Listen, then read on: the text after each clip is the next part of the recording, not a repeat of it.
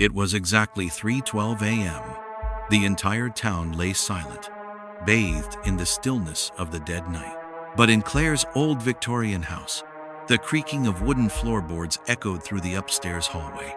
Heavy, deliberate steps like someone walking barefoot moved back and forth just beyond her bedroom door. Claire held her breath. There was a sound, a slow, rasping inhale. It wasn't human. With trembling fingers, Claire reached for the small lamp beside her bed. Her hand brushed the switch. Click! The bulb exploded in a quick flash of blue, plunging the room into complete darkness. Moonlight spilled faintly through the broken window, illuminating spiderwebs hanging like veins from the ceiling. Beneath the door, something shifted. A black mist began to creep into the room. Claire's lungs froze. The shadow moved slowly, slithering across the floor and slipping underneath her bed. She dared not move. Her heart slammed against her ribs like a caged animal. Her mind screamed for her to run, but something primal instinctive held her still. Whatever that thing was, it was waiting, watching, listening. A cat screeched violently outside. Then crash! Glass shattered somewhere downstairs. Claire jumped. Her bare feet touched the cold wood as she stepped toward the door. The hallway was darker than night. She descended the stairs, but something was wrong. The bottom step was missing. In its place, a gaping black void. From within, whispers floated upward, unintelligible at first. Then the voices sharpened. "Come down," they said. "They're waiting for you."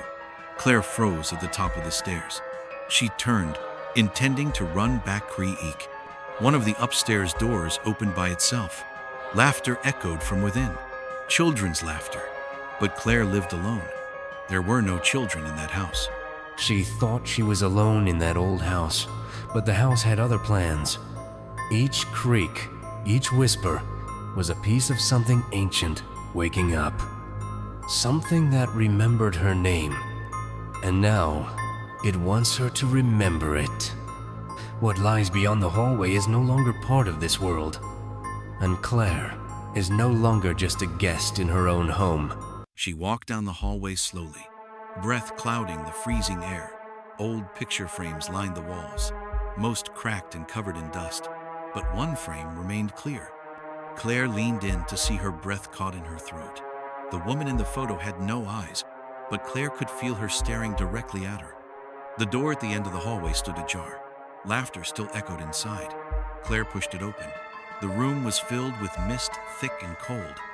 In the center of the room swung a child's wooden chair, slowly creaking, and in it sat a small figure, a child with no head. Yet Claire could feel its gaze. Her body locked in place. She tried to scream, but no sound escaped her lips. Then tick, tick, tick. Every clock in the house chimed at once. She turned. Every single one read 3:33 a.m. And then, as if by command, they all stopped. The child vanished. In its place lay a battered teddy bear, torn at the seams.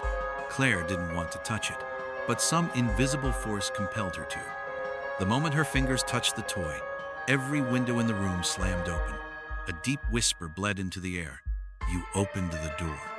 Claire dropped the bear and bolted into the hallway, but the house was no longer the same.